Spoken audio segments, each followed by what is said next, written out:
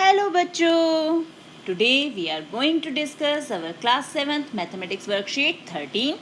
Date is 10th November 2020 and topic is comparing quantities. तो आज हम कंपेयरिंग क्वांटिटीज़ में सीखेंगे cost price, selling price, profit and loss percentage. So start with ratio to percent. अब हम ratios को percents में कैसे कन्वर्ट करते हैं. When parts are given in the form of ratios, we convert them to percentages as if 15 sweets are to be divided between Monu and Sonu, so that Monu gets 3 sweets, Sonu 12 sweets, what percentage did each get? अब 15 sweets हैं, मोनू को मिली है 3 sweets और सोनू को मिली है 12 sweets. So Monu get 3 out of 15 और ये 3/15 fraction में कन्वर्ट हो गया. अब सिंपली इसे 100 से मल्टीप्लाई करेंगे तो ये परसेंटेज में कन्वर्ट हो गया. सिमिलरली मोनू को कितनी स्वीट्स मिली? 12, यानी 12 और टोटल स्वीट्स हैं 15, यानी 12 आउट ऑफ 15 और फिर उसे हम 100 से मल्टीप्लाई करेंगे और ये परसेंटेज में कन्वर्ट हो गया 80%. नाउ इंक्रीज और डिक्रीज एज परसेंट, यानी हम किसी चीज़ का इंक्रीज या डिक्रीज हो रहा है उसे परसेंट में कैसे कन्वर्ट करते हैं. Let's know the increase or decrease in a certain quantity as percentage of the initial amount. For example, the number of illiterate person in a country decreased from 150 lakhs to 100 lakhs in 10 years. What is the percentage of decrease? अब percentage of decrease calculate करने के लिए सबसे पहले तो हमें देखना है कि ये illiterate person कितने decrease हुए. 150 lakhs थे, 100 lakhs हो गए, तो decrease कितने का हुआ? वो कैसे calculate करेंगे हम कैलकुलेट करेंगे 150 में से 100 lakhs माइनस कर दिए यानी 50 lakhs. तो ये हो गया अमाउंट ऑफ चेंज या decrease in the number of illiterate person. So अब परसेंटेज में कैलकुलेट करने के लिए क्या होगा?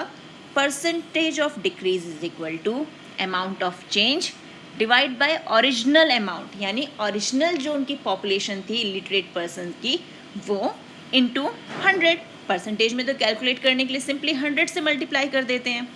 तो 50 तो है हमारा डिक्रीज और 150 लाख है हमारा initial population of illiterate person into 100 change किया परसेंटेज में तो 33 एंड 1/3% हमारा आंसर आ गया. अब नेक्स्ट है हमारा बाइंग एंड सेलिंग, यानी किसी चीज़ को खरीदना और बेचना. तो हम शॉपकीपर से सामान लेते हैं, शॉपकीपर खरीदता है फैक्ट्री से और फिर हमें बेचता है वो सामान.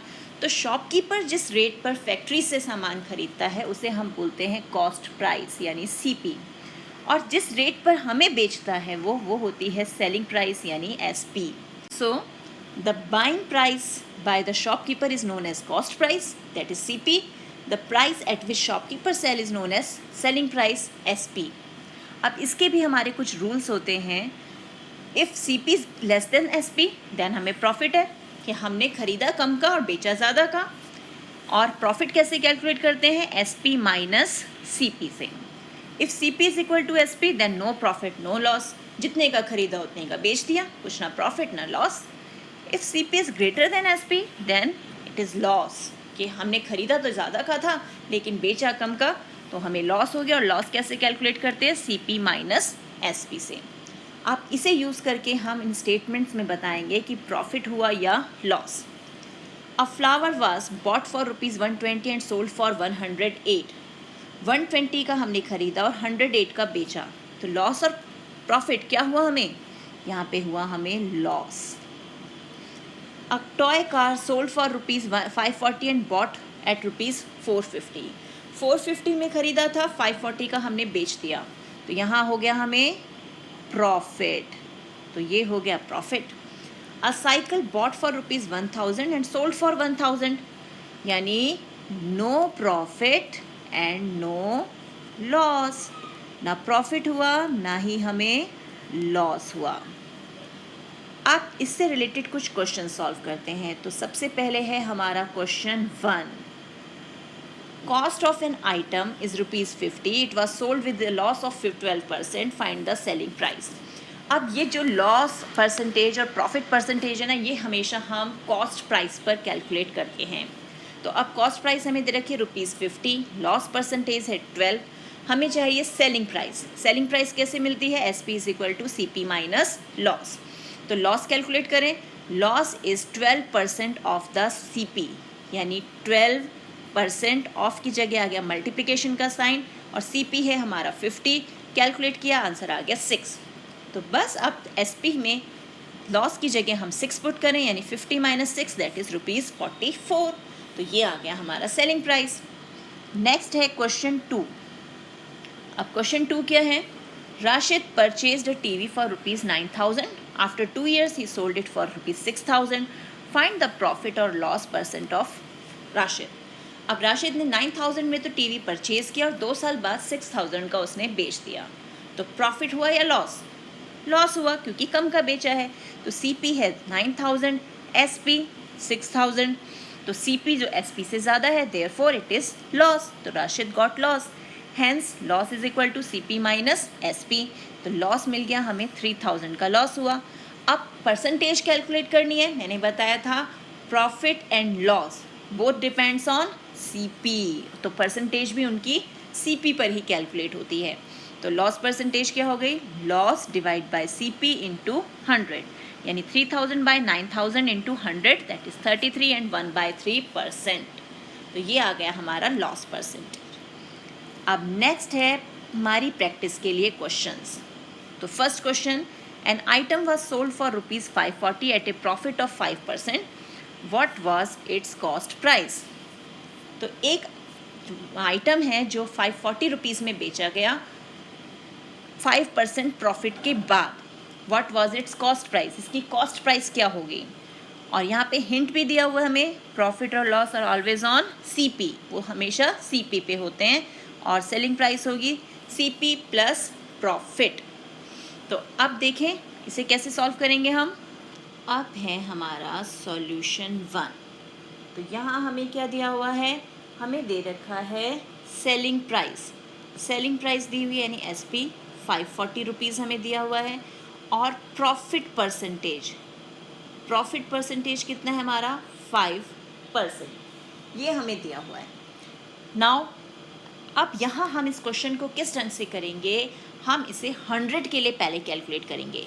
Let the CP cost price जो है इज इक्वल टू ₹100। ₹100 है तो प्रॉफिट परसेंटेज 5 के लिए क्या होगा? 5% ऑफ 100, यानी अगर हम इस CP के लिए प्रॉफिट कैलकुलेट करें तो वो 5% ऑफ 100 होगा। इट मीन्स 5/100 ऑफ 100, 100 कैंसिल, यानी ₹5 का प्रॉफिट हो गया। तो सेलिंग प्राइस क्या हो गई? CP प्लस प्रॉफिट, यही होती है ना सेलिंग प्राइस, यानी 100 प्लस 5 दैट इज ₹105। अब जब ₹105 हमारी सेलिंग प्राइस है तो कॉस्ट प्राइस है 100।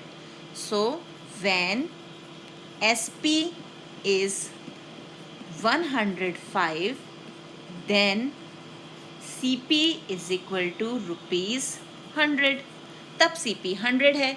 और अगर जब हमारी सेलिंग प्राइस क्या है, हमारी इस बार इस क्वेश्चन में सेलिंग प्राइस, हमारी सेलिंग प्राइस है ₹540। तो अगर हमारी सेलिंग प्राइस ₹540 है तो CP क्या हो जाएगा?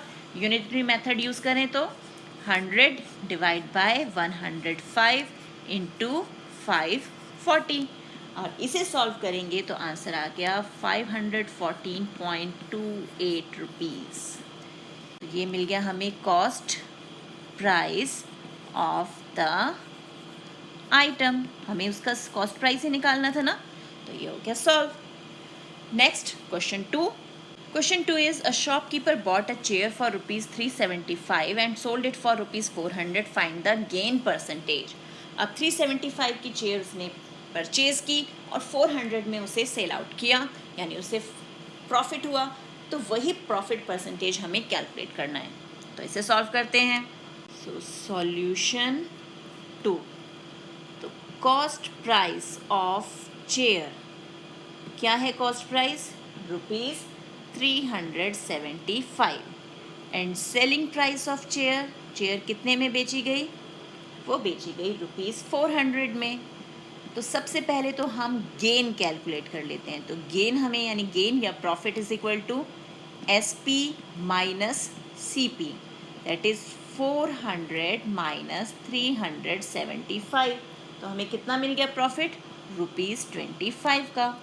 अब हमें निकालना है गेन परसेंटेज, और गेन परसेंटेज या प्रॉफिट परसेंटेज जो भी है ये हम कैलकुलेट करते हैं CP पे, यानी gain divide by CP into 100। तो ये हो गया 25, CP इज 375 इंटू 100, और इसे सॉल्व करके हमारे पास क्या आंसर आया? आंसर आया 20 डिवाइड बाय 3 यानी 20/3%। तो ये आ गया हमारा गेन परसेंट। तो इसी टाइप के और क्वेश्चंस की प्रैक्टिस कीजिए NCERT बुक से। मिलते हैं एक और वीडियो में, तब तक keep practising and enjoy maths.